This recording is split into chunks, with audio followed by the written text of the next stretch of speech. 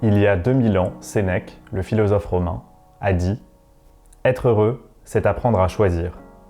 Non seulement les plaisirs appropriés, mais aussi sa voie, son métier, sa manière de vivre et d'aimer. Choisir ses loisirs, ses amis, les valeurs sur lesquelles fonder sa vie. Bien vivre, c'est apprendre à ne pas répondre à toutes les sollicitations, à hiérarchiser ses priorités. » L'être humain est par nature irrationnel et imprévisible. Chaque jour, c'est plus de 35 000 décisions que nous prenons sans même nous en rendre compte. Ce sont par exemple choisir de prendre la tasse noire plutôt que la blanche, choisir l'assiette jaune plutôt que la bleue, prendre cette allumette plutôt qu'une autre. La majorité de ces 35 000 décisions ne vont pas changer le cours de nos vies. Le risque étant de se réveiller à la fin de sa vie sans avoir réussi à lui donner le sens qu'on souhaitait et de n'avoir fait que la subir. Et donc, quel meilleur moment que maintenant pour apprendre à choisir sa vie et vivre intentionnellement.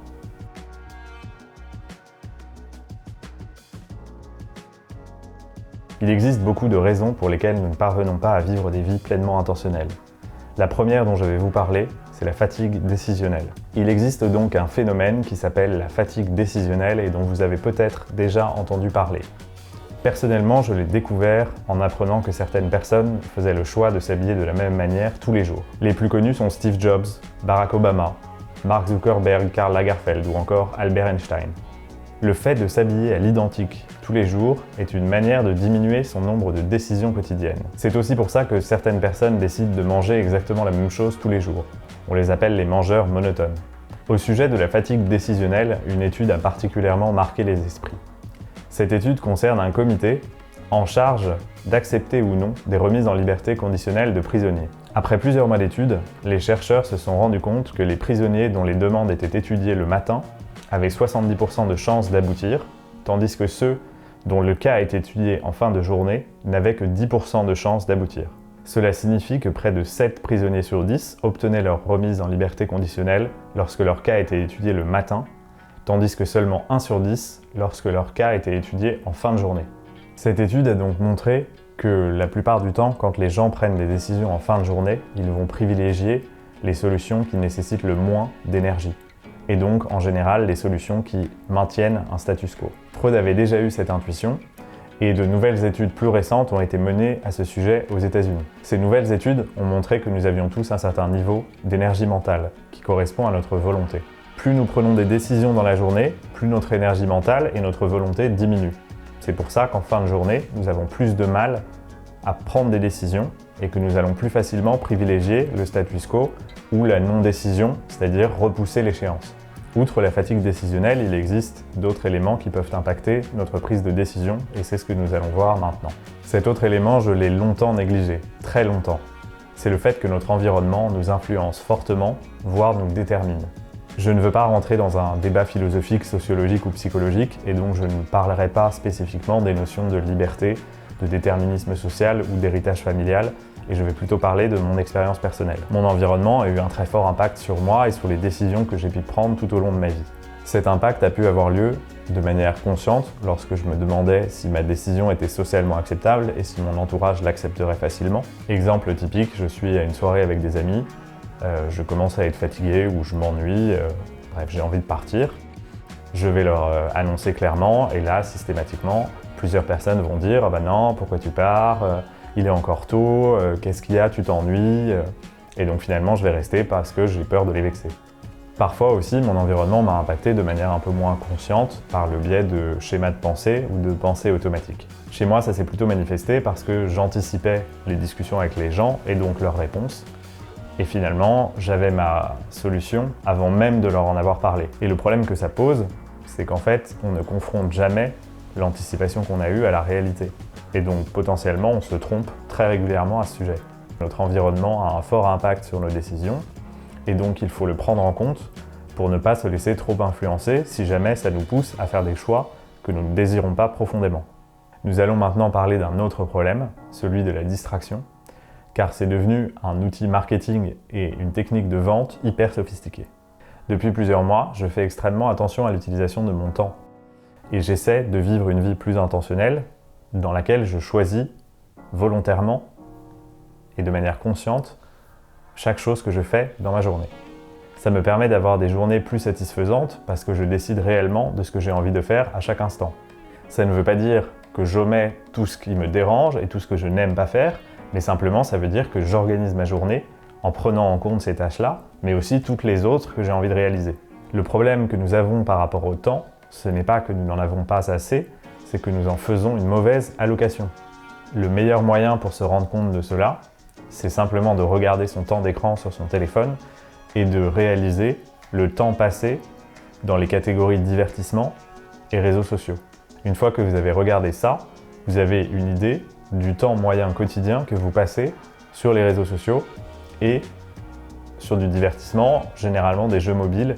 Vous pouvez maintenant vous demander, déjà, si vous êtes surpris par ces chiffres, et en plus de cela, si c'est réellement le nombre d'heures quotidiennes que vous souhaitez allouer à ces activités. Ce qui est probable, car ça nous arrive tous de temps en temps, c'est que vous ayez reçu une banale notification qui vous a fait ouvrir l'application et qu'ensuite vous soyez tombé dans un vortex d'informations divertissantes et que vous n'en soyez ressorti qu'une heure après. Je ne dis pas d'arrêter les réseaux sociaux ou les applications de divertissement. Chacun est libre d'occuper son temps comme il le souhaite. Ce que je préconise, c'est simplement de définir en amont le temps qu'on souhaite allouer à ces activités et ensuite de simplement le respecter. Ça peut vouloir dire d'allouer un certain temps pour les réseaux sociaux et donc de se dire je passe une demi-heure dessus le matin, une demi-heure dessus le soir et ce sont les deux seuls moments où je passe du temps dessus. Le dernier point dont je voudrais parler et qui complique toujours davantage notre prise de décision concerne les biais cognitifs. Le biais cognitif, c'est un mécanisme de pensée qui altère notre jugement et donc qui va fausser notre prise de décision. L'exemple de biais cognitif le plus flagrant, ce sont les illusions d'optique. Il existe aussi des biais cognitifs moins flagrants. Par exemple, l'effet de halo. C'est l'effet qui nous pousse à penser du bien de quelqu'un en se basant sur des éléments qui n'ont rien à voir avec le fait que ce soit une bonne personne ou non. Par exemple, vous voyez quelqu'un dans la rue, vous aimez bien ses chaussures, vous allez naturellement penser que c'est quelqu'un avec qui vous vous entendriez bien, quand bien même ces chaussures n'ont rien à voir avec le fait que vous vous entendiez bien avec elle ou non. Il existe près de 250 biais cognitifs référencés. L'idée n'est pas de tous les connaître, mais simplement de connaître ceux qui s'appliquent le plus à des situations particulières ou dans notre quotidien. Il existe par exemple le biais de confirmation, qui fait que nous allons avoir tendance à ne prendre en compte que les éléments qui viennent renforcer une idée que nous avons, ou en tout cas à leur accorder plus d'importance. Il existe aussi le biais de négativité, qui fait que nous allons mieux et plus longtemps nous souvenir de nos expériences négatives que positives. Il y a aussi l'effet Barnum, qui fait que nous allons avoir tendance à facilement nous reconnaître dans des descriptions un peu vagues, typiquement les horoscopes. Il existe aussi l'effet Dunning-Kruger, qui pousse les gens qui sont peu qualifiés dans un domaine à surestimer leurs connaissances. Enfin, le dernier biais que je vais aborder est le biais de conformisme, qui fait que nous avons tendance à penser et à agir comme les autres. Nous allons maintenant parler des techniques pour prendre de meilleures décisions et qui soient plus intentionnelles.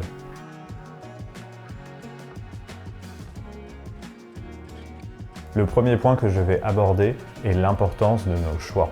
La première chose que j'ai réalisée et qui m'a aidé à prendre des décisions plus intentionnelles, c'était que mes choix passés déterminent qui je suis aujourd'hui.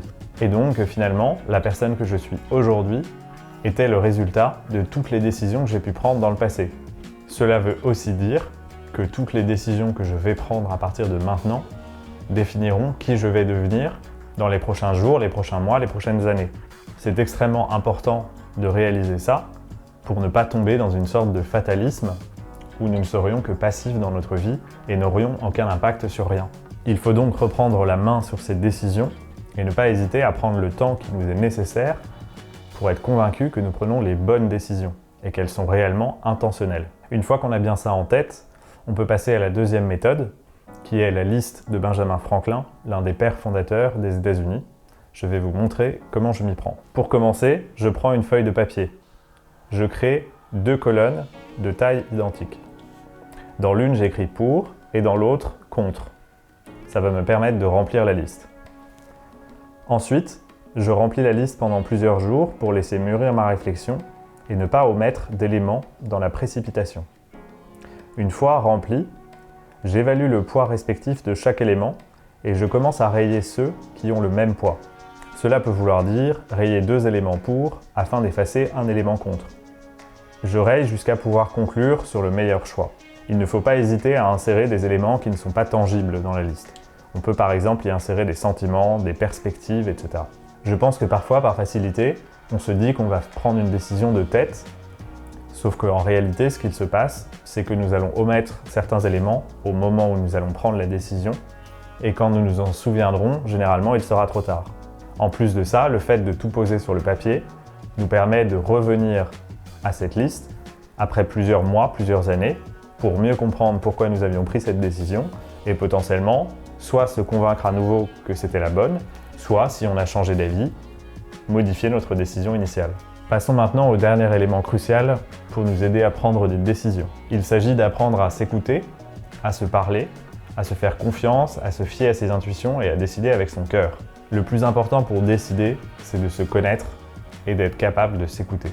La chose qui m'a le plus aidé pour apprendre à mieux me connaître, ça a été de cultiver mes passions et de découvrir régulièrement de nouvelles activités pour élargir mon champ des possibles. C'est très important de le faire car c'est infiniment plus simple de prendre une décision si on la ressent et qu'on la vit, plutôt que si on doit faire un choix totalement rationnel.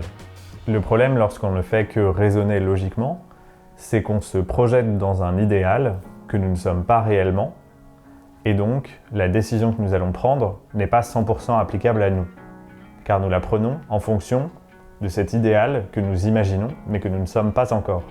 Une autre bonne raison pour cultiver ses passions, c'est le fait de rencontrer de nouvelles personnes. Cela permet de sortir de son cercle et de son environnement habituel. Cela nous permet de confronter nos idées et nos croyances auprès de gens qui ne sont pas forcément d'accord avec nous. En faisant cela, c'est une manière de les remettre en question aussi vis-à-vis de nous-mêmes et de se demander si nous sommes totalement convaincus de ces idées ou si c'est simplement les idées qui sont véhiculées autour de nous et que, par défaut, nous adoptons. C'est donc un véritable accélérateur de réflexion et d'apprentissage vers une meilleure connaissance de soi. Voilà, merci d'avoir regardé cette vidéo, j'espère qu'elle vous a plu et qu'elle vous permettra à l'avenir de prendre de meilleures décisions et de vivre une vie plus intentionnelle. J'espère que ça vous a donné envie de la partager, de la liker, de vous abonner à ma chaîne, de me suivre sur Instagram ou sur Twitter.